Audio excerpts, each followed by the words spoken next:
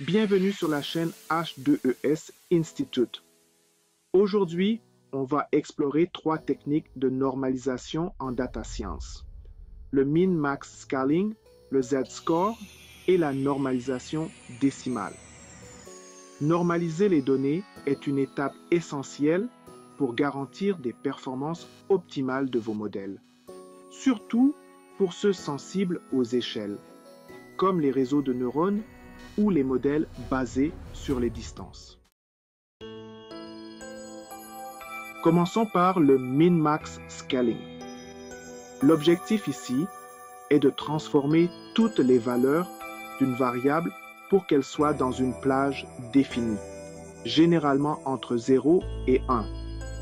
Imaginez que vous travaillez avec des variables comme la taille en centimètres et le poids en kilogrammes.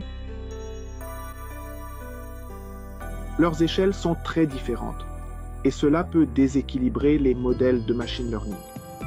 Avec le min-max scaling, chaque valeur est recalculée proportionnellement à la plage des valeurs, ce qui la rend idéale pour des algorithmes qui mesurent des distances entre les points de données, comme K-nearest neighbors ou les réseaux de neurones.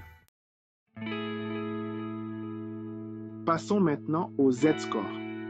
Contrairement au min-max scaling, le Z-score centre les données autour de 0 et les ajuste pour avoir une dispersion standardisée.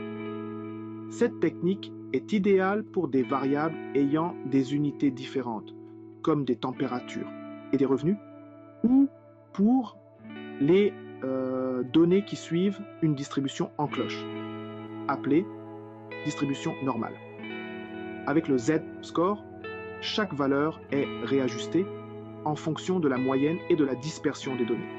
Il est particulièrement utile pour les modèles statistiques et linéaires, car il rend les variables comparables sans les ramener forcément entre 0 et 1. Enfin, la normalisation décimale. Ici, l'idée est de ramener les valeurs en les divisant par une puissance de 10. C'est particulièrement utile pour les données ayant des ordres de grandeur très différents, par exemple des revenus annuels exprimés en millions et le nombre d'employés en centaines.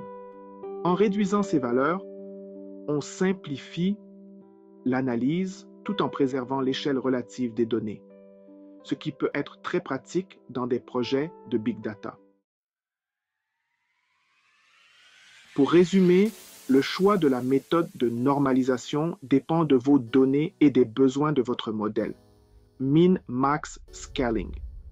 Idéal pour ramener les valeurs entre 0 et 1, surtout utile pour les algorithmes de distance. Z-score.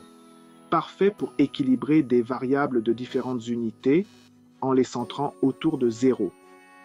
Normalisation décimale, pratique pour les données avec de très grandes valeurs. N'hésitez pas à essayer ces techniques pour améliorer la qualité et la performance de vos modèles de machine learning. Si cette vidéo vous a été utile, abonnez-vous pour plus de contenu sur la data science et le machine learning. Merci de regarder et à bientôt.